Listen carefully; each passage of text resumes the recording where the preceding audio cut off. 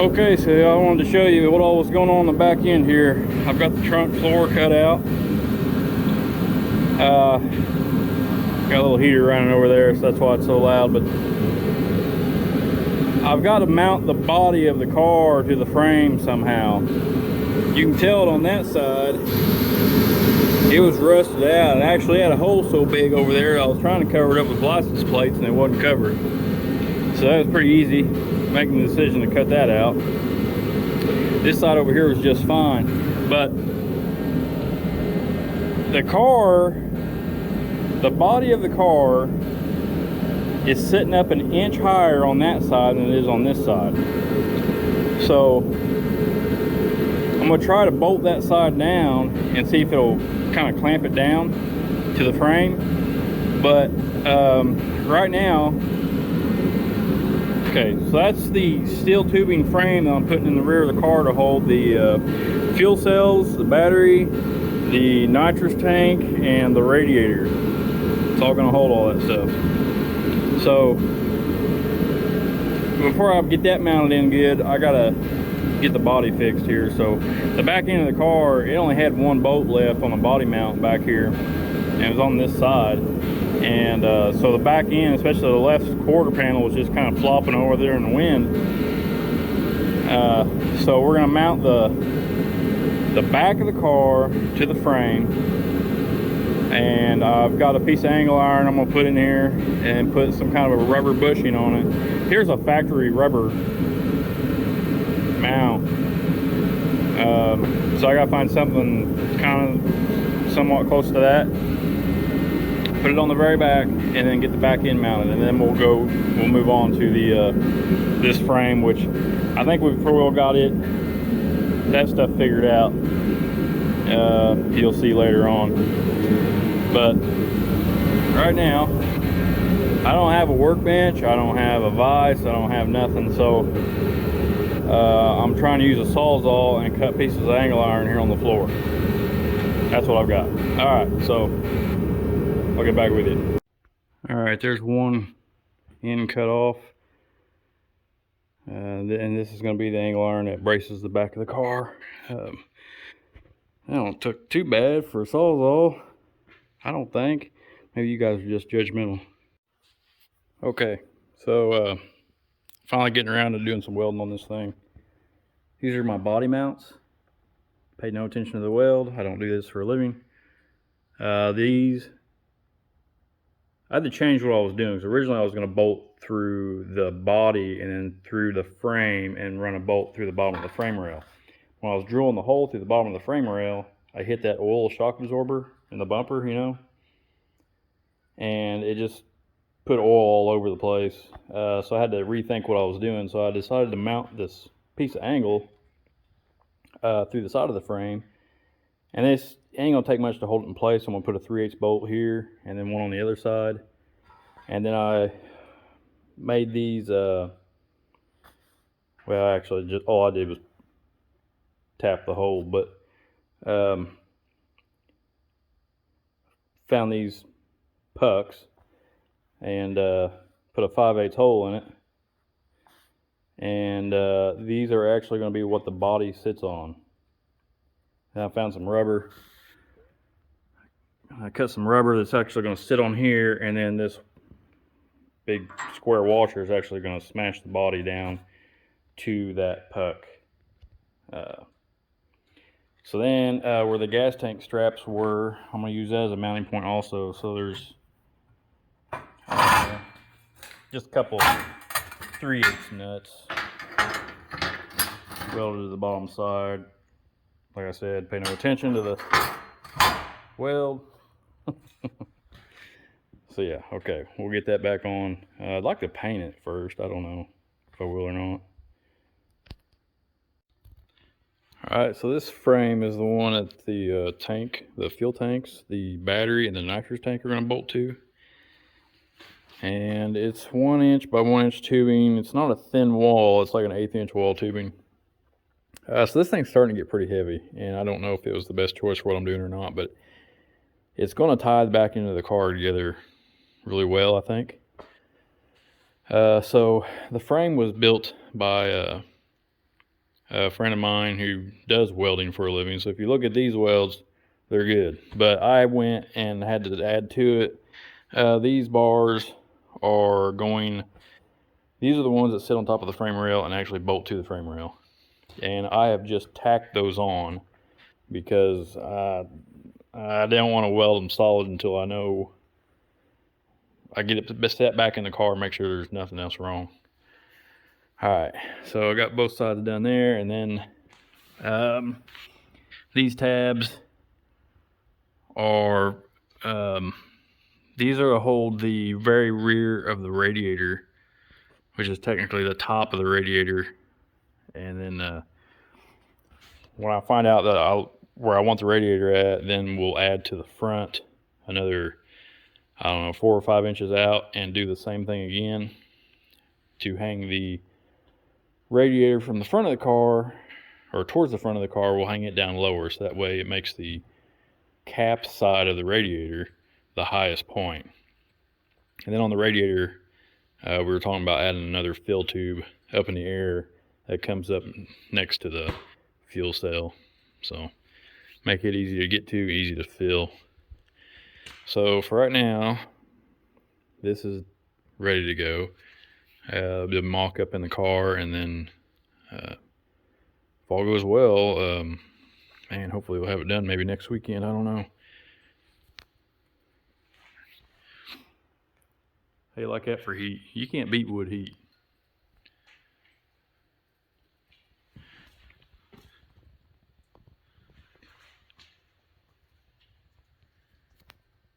Yeah, what do you think of that?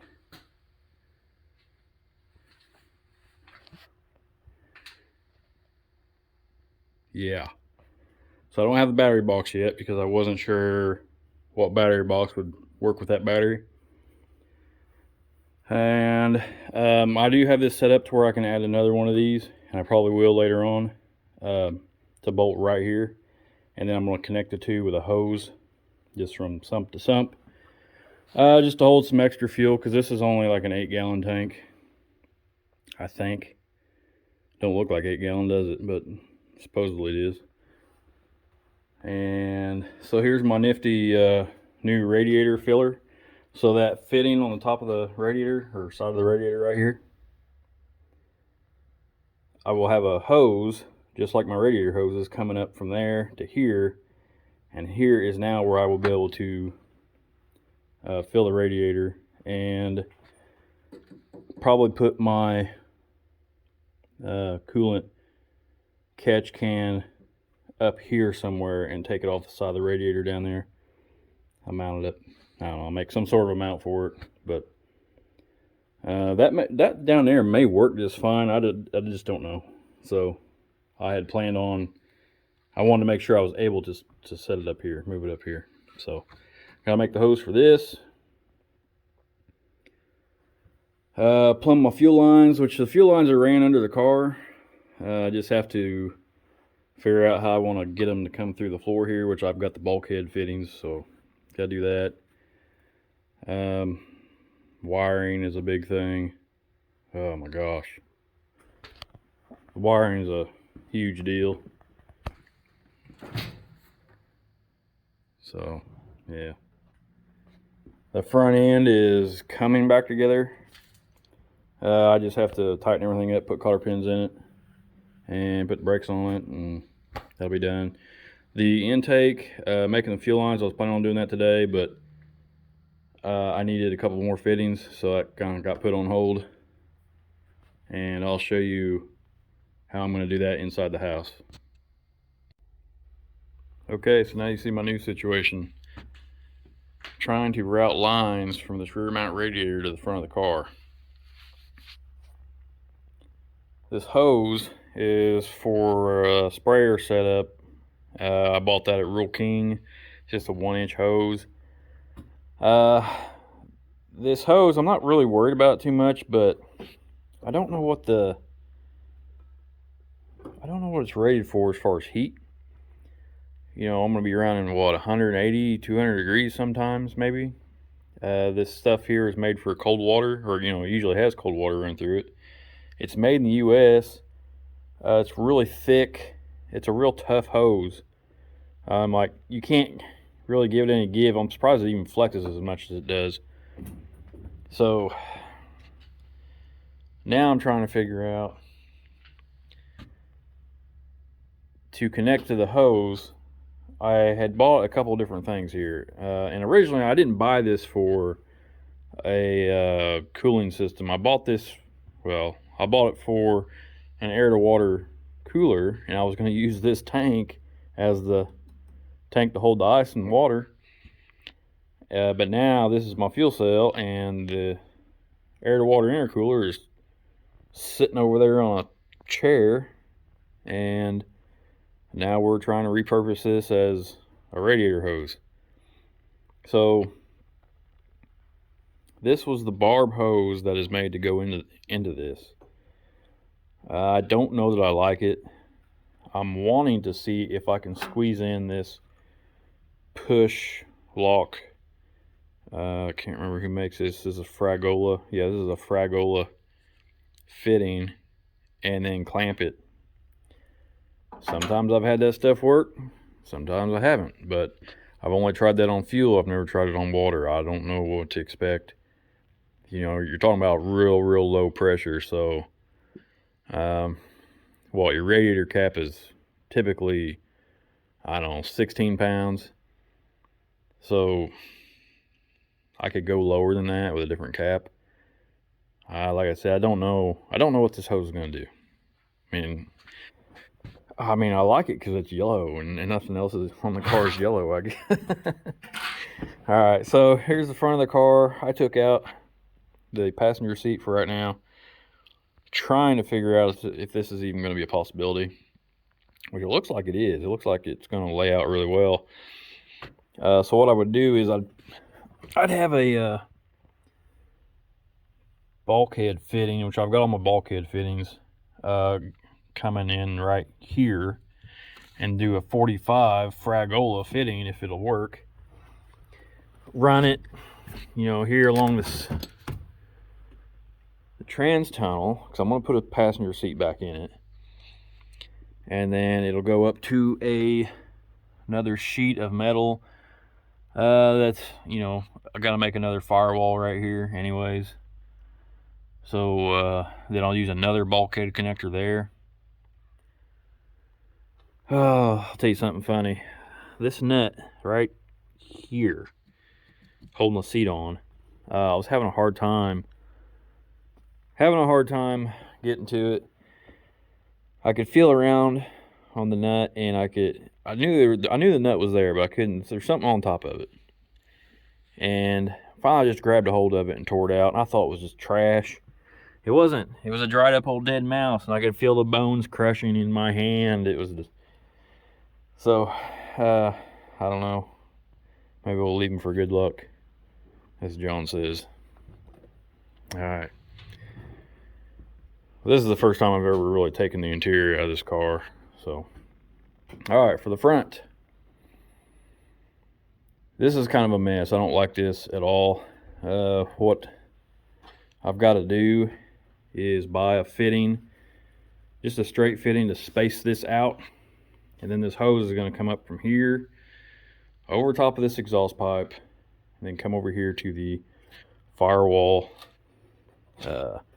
down in here. And I'm probably going to move this fan setup. I've been meaning to, I just don't know where I'm going to mount it yet. And then the front one, I'm going to put a 90 on it right here, so I can feel it. And then that hose will also come out and go to the firewall through a bulkhead fitting. But man, I am dreading buying any more of this hose. This hose from Vibrant. I don't know why I bought this Vibrant hose. I don't know if it was just the best option at the time. I bought all the fittings that work with it. Man, this stuff is so expensive. Like, I found out, I did some measuring, I got to buy another, I think it was 15 feet. I got about 15 feet more hose. Man, that stuff will break you. So anyways, Front end is button backed up. Manual steering gearbox is on. The only thing I don't have tightened up is that nut down there at the bottom on the pivot arm, and that's because I actually didn't. My socket set for that is not here. It's in my car trailer, like an hour away. All right, and then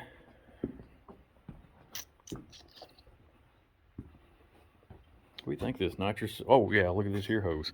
So to fill the radiator, I had John weld an AN fitting on the tank of the radiator pointing straight up.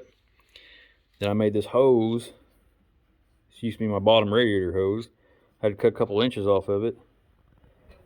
And I bought a radiator neck, a filler neck, and had John weld the AN fitting to the bottom of it, and then weld this mount and welded that to the fuel cell.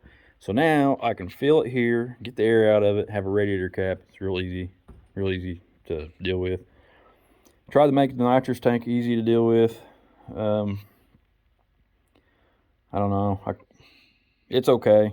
Like, I don't know how often I'll be using nitrous at all. I would say on a prep track, I'd probably try it, but on a no prep track, I don't see me using it. So I probably won't be going through nitrous bottles, but I have it. Here's the fuel cell filler. So that's really nice piece there. Make it easy to fill that. And then the battery, I gotta buy or make a battery box. I don't look forward to that. So I still have to do all the bulkhead fittings in the floor here for the fuel system. I think I was lacking one hose. That's the only reason I hadn't started on that yet. I needed a -8 hose, one of them, and I thought I had it what I needed, and I had this. This was actually a -10, and now I got to order one. So you know how that goes. Look at this mess. Look at it. Golly. Alternator mount, or lack thereof.